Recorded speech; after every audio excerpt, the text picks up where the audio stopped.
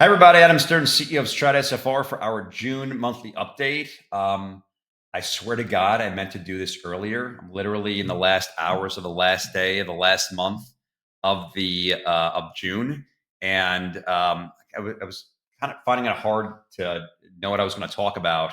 I was kind of dithering between, talking about a few different things, and it just struck me today, like the overarching sensation and emotion I've been feeling over the last month has been frustration, like massive frustration. And it's funny because it's coming at a time when we're closing a bunch of deals and we got some new ones percolating, but things on the surface are seemingly going along swimmingly.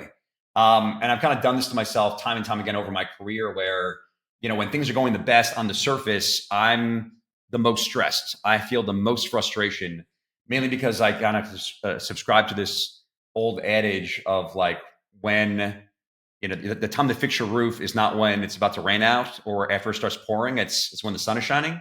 And everything I'm doing right now is geared toward improving our marketing, scaling our operations, scaling our hiring around this new concept of launching this matchmaker platform that we're going to be launching later on this year. And at a time when I should be just kicking back and relaxing and being overjoyed that things have worked so well that it's put me in this position.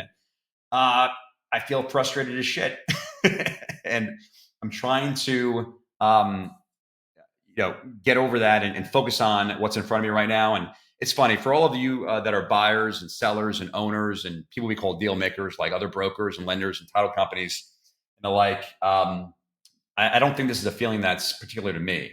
I think it's something that we all, if we don't intuitively know it when things are going great, it's the time to start looking at what's worked and what hasn't worked and try to shore up the things that haven't worked. Now, we're doing it in a way where we're essentially rebuilding the ship from scratch using this concept of empowering other people to leverage our buyer network and our off market inventory in this new platform. But even if we weren't doing that, I think I'd still be in the same spot where, things like bringing on our brand manager, which I've done, bringing on our marketing manager, which I've done, hiring a personal assistant, which I've done. All of these things take away from the time I spend actually brokering deals, but I think they're completely necessary.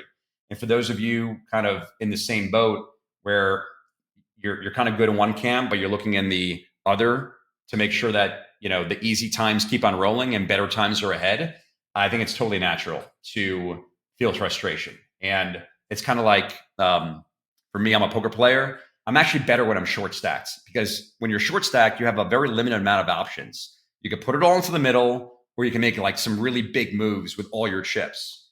And when you have a big stack, you have a lot more options and a lot more opportunity to screw things up by making bad decisions. And I think all of us make, especially me, I make some bad decisions, and generally I think my good decisions outweigh my bad.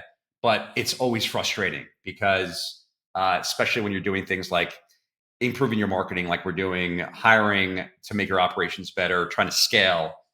For us in anticipation of rolling out this new platform, it's frustrating. So I thought I'd share that. On the real estate front,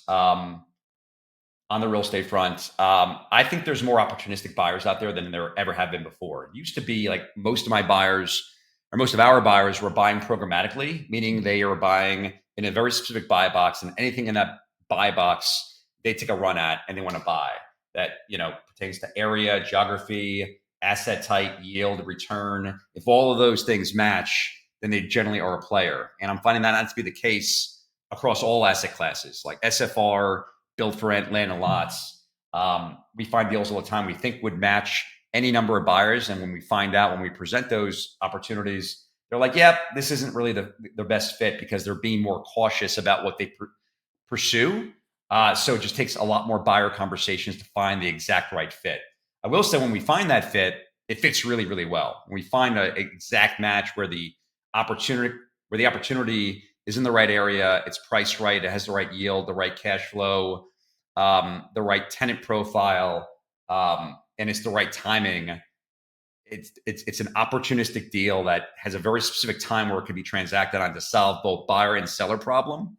Um, those deals are like, once you find the right match, it's easy. And I feel like there's more buyers, again, buying opportunistically, and it just takes us being in the right spot, the right time, the right space to find the right deal to make that match and make that deal happen. So um, that's good. I don't think the real estate market's, the best it's ever has been. I think that, based on what I hear from my builders, inventory is moving slower, and builders are giving more rebates, which means um, the time that they're taking to sell units is greater, which means they're looking for bulk sales to investors where they can make them. It also means they're slowing down the pace of acquisitions or what kind of deals they're chasing on the land side.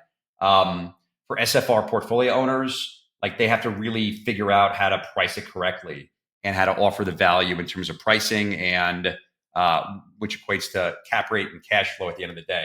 Because all the big firms and even medium-sized firms are all chasing yields. They want to get yield. They want to make sure they're adding to their portfolio and their return metrics by finding the right deals. So no more programmatic. I shouldn't say no more, but like limited programmatic, a lot more opportunistic. And for brokers like me, even for other deal makers like lenders and title companies and whoever plays a hand in getting deals to come to fruition, it's actually a really good time, because more now than ever, the value that I bring to a transaction is so apparent, because I step into deals that wouldn't happen without me. And that's gratifying. But you also have to pay a lot of attention to the value you are bringing. Yeah, again, finding the right buyer, the right seller, the right situation, and applying your talent and your trade to make a deal happen that might not happen without you. So, frustrating month. Super excited about what's to come. I've included a link below. So if you're in this audience, we're going to start jutting from a monthly email to a weekly market insights email. And you'll be seeing that from us. In that email, you'll have ample opportunity to raise your hand and say you want to be a first user of this new platform when it gets built and launched. You want to do that on this email, set up a discovery call. It's basically me asking a bunch of questions, trying to get some market insight and fit for this. Love to have you do that. If not, you'll be getting moving forward, a weekly market insights email, which should hopefully add a lot of value to your lives and give you some more insight into the SFR space, build for rent space, land and lot space, in addition to offering you this spot in our discovery group. So that's your month. Hopefully you found this entertaining and interesting. Until next month, I'll catch you later.